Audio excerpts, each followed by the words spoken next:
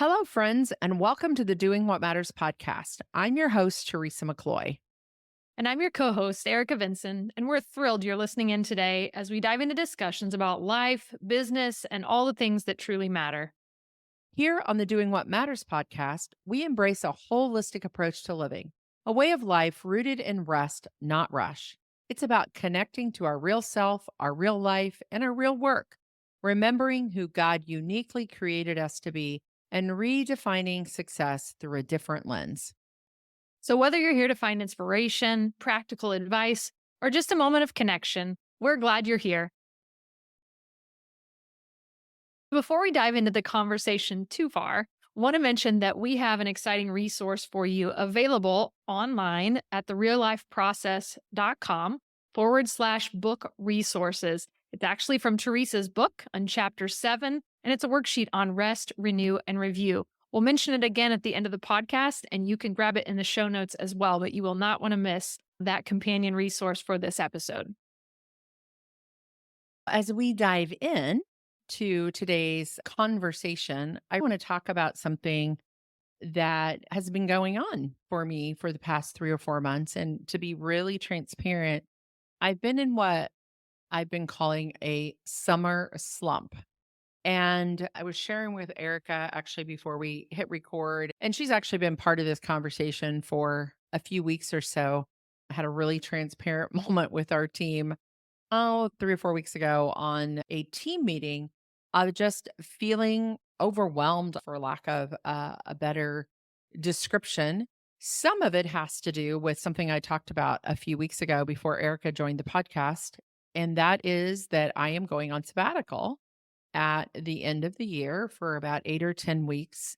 And I was just feeling all summer just this building up of overwhelm of I have so much to do and there's so much on my plate. And what if this doesn't work out and I shouldn't be doing this right now? And all of these false stories Mm. that were going on in my head.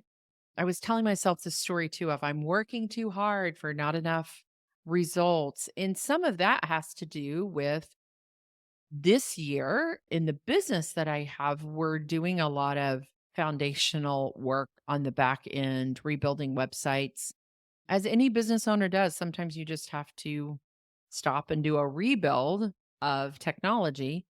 And that has felt really heavy. So all of that had just built up over the summer to what I would call a summer slump, which is really just a false belief that I was telling myself in my head. And I finally got a grip a couple weeks ago and just said, I need to step back and take a look. And I just thought today we would just talk about that. How do we know when it's time to take a step back, do a reset, get up on the balcony a little bit? I realize God's plan for my life is much bigger than just one small piece that I'm focusing on. I was able to reconnect, stand up and look down at my life and say, man, so many things are so good. And it's not that I was in this false place of not thinking things were good, it just felt off and a little bit like this is not usually how I see the world. I usually see the world as half full, not half empty. So I'm really grateful for the realization that I've had, but I don't know, Erica, how it is for you, but I think a lot of people go through those seasons, whether they're short or long. Just thought we'd talk about that today and how we get through that. Yeah, I love this conversation, Teresa, because I think from a spiritual, faith based place, we can go, oh, God has got this. And that is true. I love that you just acknowledge that because it's so real. But we also don't want to go on spiritual bypass and just use all of the spiritual pieces and not get down to the place where you Yes. said, no, there's actually something in me that's just off. And so as you were sharing that, I'm just wondering, like, what is the piece for you where you go, no, I'm recognizing I need to get up on the balcony as you described and really take a look at what's happening here because this is just is not what how I normally operate. Yeah, that's an interesting question. What are the signs that we know that, okay, this is not just a bad week or a bad day, that this is actually a season of time now that I've been feeling this way?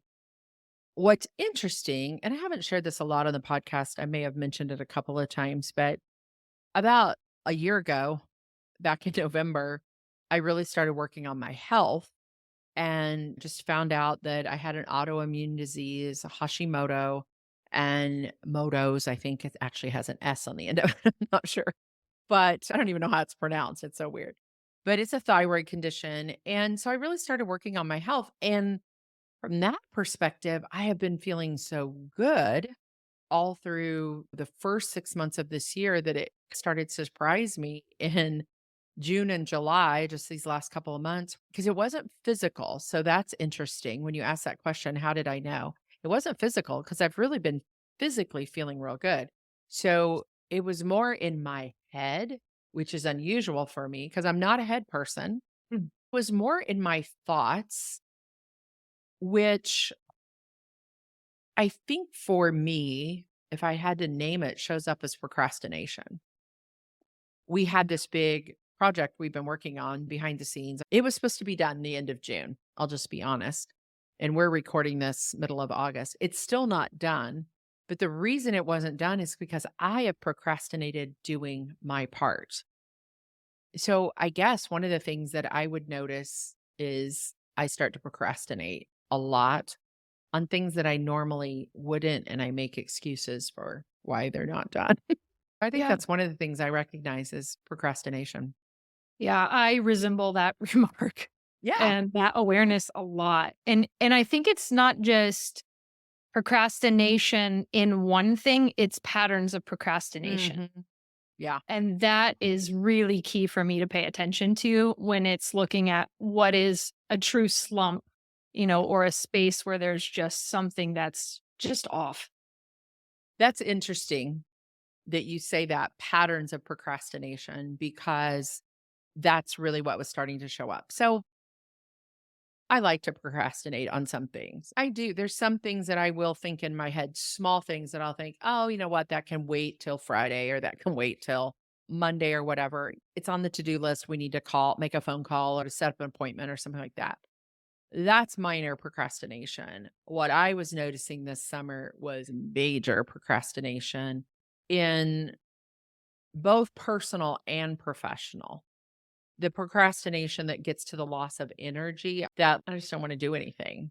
Procrastination. Let's just watch TV. Where you're going to behavioral procrastination was where I was at. And in the summertime, it's really easy to do because you're like, oh, let's just be outside and be a sloth.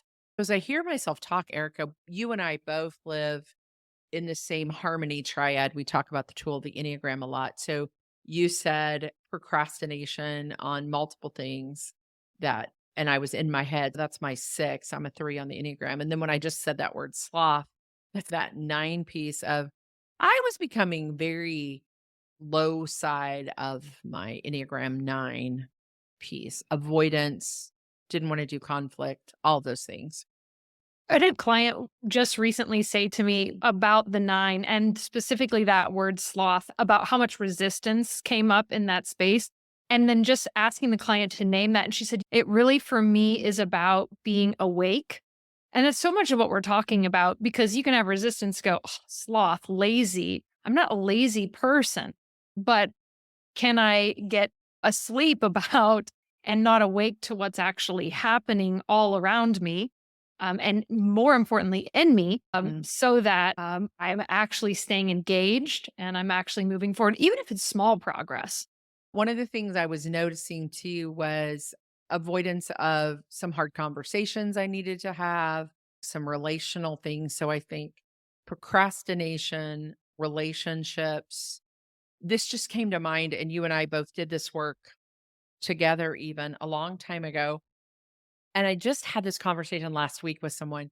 Do you remember when we were going through a tool that we use called the Genesis process that is a recovery tool actually that's taught in churches, and we did it as a staff when we worked together in different places, but it's a tool called the FASTER tool. It takes you through like your steps, like F is I start to forget things, and A is these things start to happen, and S is I'm speeding up, and T is I'm ticked off. And now that I think about it and put it in that lens, I was going down through all of those things, which for me as an Enneagram 3, as a very forward moving type, as a glass half full person, is me going to steps of behavior that put me in workaholic mode instead of in living from rest, not rush. And I could just feel it. So procrastination, relationships, man, when I think about that faster scale, I don't know if you remember us doing Yeah. that, but that just came to mind. It's such a good indicator when we can look at what are the signs. And it is that, like, okay, this is what it looks like to live in recovery. And we begin to notice what that's like, head, heart, body, as we're paying attention in that space. But what you're talking about is, yeah, our that slow creep towards relapse of this is old behavior for me. And that's huge when we can identify it. And I think we have to recognize that as growth too, where it's not as intense, it doesn't happen as frequently, and it sure doesn't last as long. And so we can go, okay, whew, that's healing. The intensity, frequency, and duration of this behavior, I'm not putting up with or tolerating what's happening in me near as long as I would have before. So those words, the intensity, the frequency, and how long it lasts, that is, I think, why the foundational of a lot of the work that we love doing as coaches, it is creating a framework or a rule of life, a way that we stay out of that pattern and that it's not as intense, it's not as frequent, doesn't last as long, all of those things. So I think it caught me off guard that this went a little longer, but I'm not beating myself up over that either. I think that's part of it is realizing that God is with you in it. And we just sometimes have seasons that are hard and that are difficult. What I am appreciative of is I knew what to do about it and I Mm, knew how to recharge and go, okay, wait a second. As soon as I can, I need to get to some rest. As soon as I can, I need to put some margin, some white space on my calendar. This is not how I normally function. So, yeah, I knew I needed to recharge. mhm. And those are really practical things you're talking about. Like, I knew I needed rest. I knew I needed recharge. And those things for me too, the renewal piece. And often for me, it's not just the rest, because I can do the solitude part really easily and go into my thoughts and just appreciate that space. And for me, it's a lot of times about connection and I it's was going to about say that actually too. Yeah. naming it out loud. Because I think whatever it is, when I'm able to name it, and so often for me, it comes through writing. It's not a physical, like, oh, I'm sweating this out, but it is a physical activity for me that engages my brain in another way and it flows out of my pen differently than even when I speak it. And so sometimes it's honoring that through writing and going, holy cow. And then I may call and meet with my coach. I might call a friend or whatever it is, but naming it is so important. We're probably wired differently in that because you would name it and put it down through writing, and I work it out through speaking and through talking to someone and talking about it. And as I say that out loud, the time of rest for me also needed to be a reconnection with my husband, Dale. So, with Farmer Dale, we often get to a place because he is a farmer and we have a very busy season in the farm world from May all the way through, to be honest. It's a 6-month cycle. But he comes to a point where he catches a little break actually right now, end of July and August. And I think I was starting to feel that too, that him and I had gotten more disconnected than we normally do. And this sounds crazy, but this is real life. I planned a vacation this year. We normally take off sometime in July when he gets a little break and we'll take off for a few days. And this year, I wanted to be really purposeful with this time that we had. And we actually took my parents with us. And it was wonderful. And I'm so glad we made that memory. They're in their late 80s. And I wanted that memory with them. And Dale was all on board with it and everything. But it didn't give us the alone time that we normally would have gotten. So I didn't really get out of this summer slump until him and I got to have a longer weekend. And we actually didn't go anywhere. But once we had that longer weekend together where we could rest, neither one of us had anything for 3 or 4 days. We did some stuff and normal routine, but we got to just spend some time together. That's when I could really feel myself get rest and recharged and renewed, because renewing for me is a lot about connection and quality time. And so much of what we're talking about, because I love that you said we're wired differently. So the writing Mhm. piece is life giving. For you, it could be life draining. And so, even for someone that's listening, going, how do I do this? I hear what you're saying. And Yeah. rest works for you, and vacation time with your husband works with you, staycation and athletics or getting outdoors, whatever it is, might work for me. And yet, how do I know? Yeah. When I get to a place where I'm at the slump. And so a lot of this is an active discernment and it is a paying attention to go, it's not a hypervigilance of like, oh, every little thing. What did that feel like? What did I notice about that?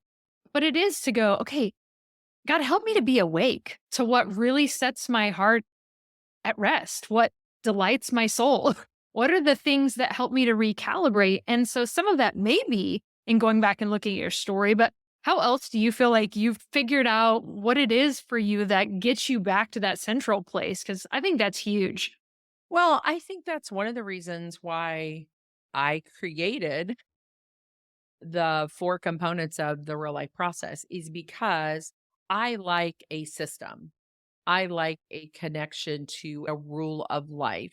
What are the things that matter to me? In recovery work, when I used to be very involved in recovery work because of our son's story, having a framework to work within is helpful. And I think as human beings, we need that. So anything that I could have named or decided outside of being in a slump is gonna be helpful for me to come back to.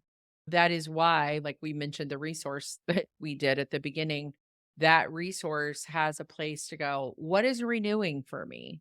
What does rest look like for me? What does review looks like for me? Having those patterns and rhythms and behaviors in our life, it doesn't mean life's going to be perfect and we're all going to live it out that way. But I know it's super helpful for me to go, what do I need when I'm in a slump? I need connection. For me to know that and say that means, okay, so I got to get connected to either friend circle, to my coach, my spiritual director, to my spouse. I need connection. That's renewing for me. That helps me reset and feel grounded and connected. So I think naming those things outside of the season is helpful, because then you can go back to them.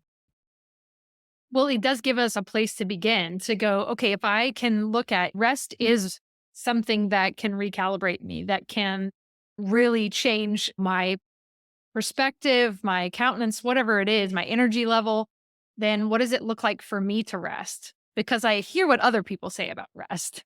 Yeah. And for me, it might just be having a prep block, some quiet space in the morning. It might be pausing at lunch to go, what gratitude do I have in the day? And then having an end time to my work. So, and that's like a daily rhythm. And then knowing when am I going to bed? Yeah. So there's actually some rhythm about that. When is my day off? When am I unplugged?